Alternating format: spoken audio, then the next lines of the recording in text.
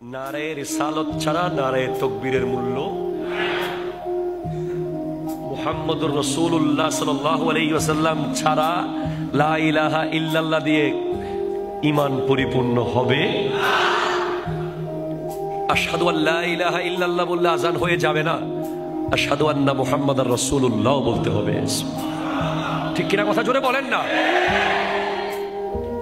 তো কোরআনে তিনটা জোড়ার কথা আছে। এক নম্বর জোড়া হলো আতিউল্লাহ ওয়া আতিউর রাসূল, তোমরা আল্লাহর আনুগত্য করো, রাসূলের আনুগত্য করো।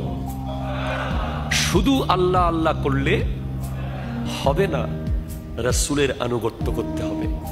তাহলে আল্লাহর আনুগত্য, রাসূলের আনুগত্য।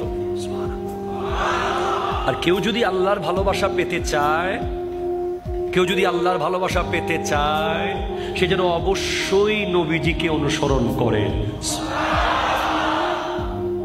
আল্লাহর ভালোবাসা পাওয়ার জন্য যে রাস্তা, সেই রাস্তাটা হলো নবীজির অনুসরণ। কারণ আল্লাহর ভালোবাসা কেমনে পেতে হয় এটা নবীর চেয়ে ভালো কেউ জানবে না। ঠিক কিনা কথা জোরে বলেন।